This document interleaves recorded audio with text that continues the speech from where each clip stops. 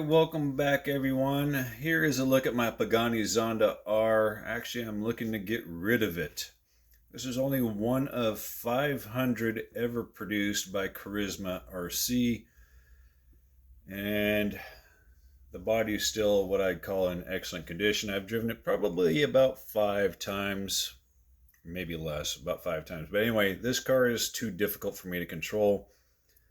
I've driven it at the local schoolyard a few times trying to tune it in, and I've switched the motor to a lower kV. I've added weight to the rear end, and it's just not very controllable in my opinion. I'm used to four-wheel drive. Of course, the track conditions where I drive are not the best. It's got foam rear tires, rubber fronts. I did have rubber rear tires, which I think are actually better, but I've since put them on a different vehicle, so you get the foam rears and you get some spare rear front wheels if you want to glue your own foams on there. 4 motor pinion gears. I labeled them Zonda R, but I'm not 100% sure these are Zonda R. I think they came in this package, but it's been so long ago since I bought this vehicle. I'm pretty sure this is Zonda R since I labeled it Zonda R. Either way, you get 4 motor pinion gears of different, and some extra goodies that came from Charisma RC. Owner's manual, and we'll spin it around here and let you look at a different part of it. This particular vehicle sits on my shelf more than anything else. It is basically 2 different shades of black plus a simulated carbon fiber. I don't know how discernible that is on camera.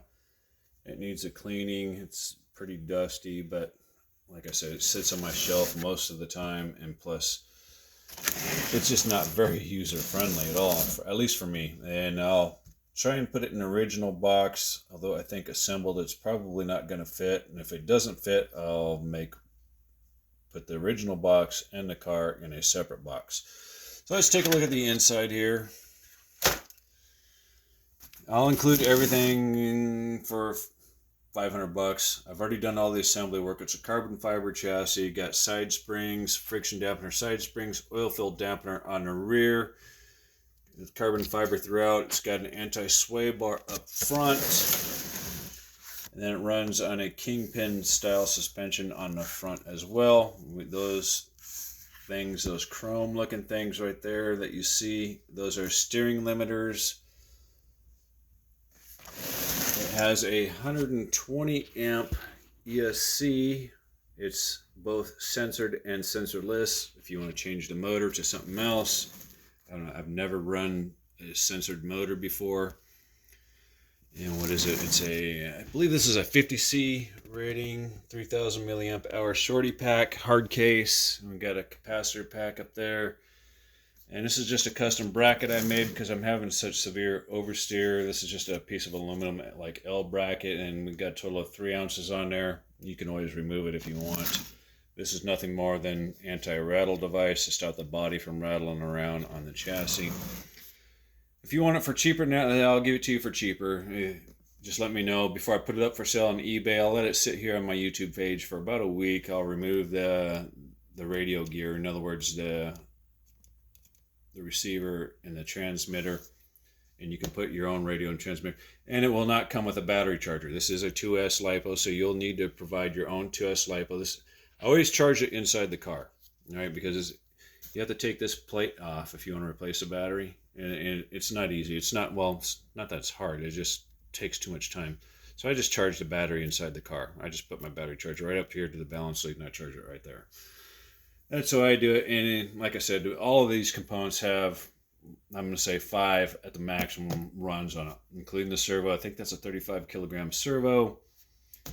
The car is just wickedly fast. And I think, I don't want to fool around with it anymore. I think if you'll loosen up the ball differential and get the tires to spin more independently, it'll probably be a lot more user friendly.